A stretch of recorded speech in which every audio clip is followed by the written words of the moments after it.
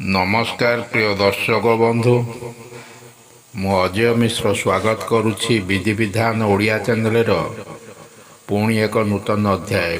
दर्शक बंधु दीर्घ दिन हेब आपणकर स्वप्न पूर्ण हो पारुना। आपण जो आशा रखिंट जो अभिलाष रखिंट जो इच्छा रखिंट जो मनस्कामना रखिंट ता कौन प्रकार पूर्ण हो पारुना। आपणकर आशा ही आशार रही जाऊँगी। तेणु आज मुझे गोटे महा शक्तिशाली उपाय सम्बन्ध कहि आपण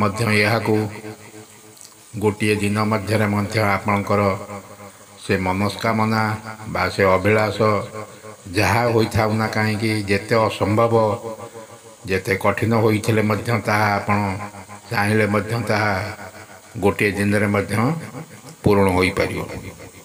दर्शक बंधु एथिपाई आपण को किछि भी से भली किछि बड़ काम करने पड़ो नहीं। आपण जेकोसी गुरुवार दिन गोटे डायरी बा गोटे खाता धला पेपर थिवा खाताटी आणतु। से दिन गुरुवार दिन सकाळे स्नान आदि कर्म समापन पर आपण नाली काली रे से खातार प्रथम दिन आपण श्रीराम लिखंतु किंबा सीताराम लिखंतु।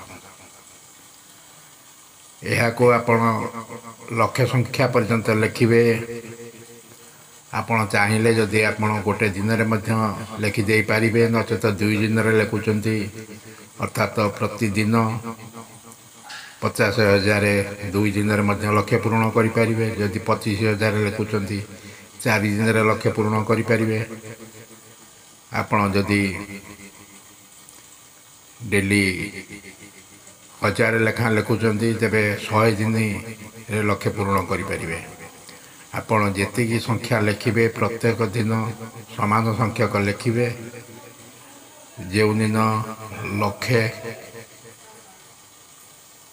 लिखा शेष ता पर दिन आपण जेकोसी शिव मंदिर को जाई से दिन शिव मंदिर रे रुद्राभिषेक करी आपण यही जो श्रीराम लिखिंट बा सीताराम लिखिंट ताकू जो शिवंकर लिंग बा मूर्ति पूजा होता है से ही जगार आपण रखिदेवे जेपरी प्रतिदिन पूजा हेब।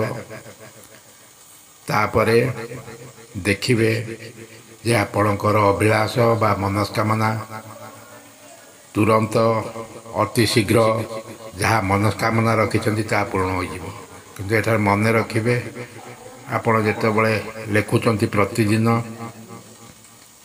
श्रीराम लिखुंट बा सीताराम लिखुंट जेतिकी आपण लिखिबे ता तले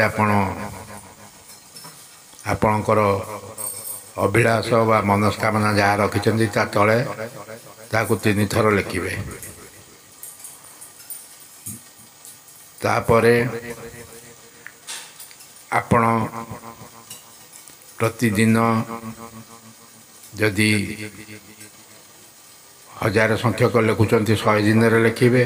50,000 लिखिले 2 दिन लिखिबे। 25,000 लिखिले 4 दिन लिखिबे। जदि आपण चाहिए जदि लक्ष्य लिखिबे तेबे गोटे दिन लिखिले ता पर दिन आपण शिव मंदिर जाई रुद्राभिषेक करिवे। आपण जो लेखा लिखिंट ताकू से मंदिर रे रखिदेवे। जोटारे पूजा शिवंकर पूजा करा जाउथा है सही जगह रखिदेवे। एपरी कले आपणकर मनस्कामना गोटे दिन में पूर्ण हो जाई परिबो। जदि वीडियोटी भल लगी था निश्चय चैनल को सब्सक्राइब करिए। वीडियोटी गोटे लाइक करिए। कमेंट बॉक्स रे लिखिदेवे। जय श्री राम। रोची धन्यवाद। नमस्कार।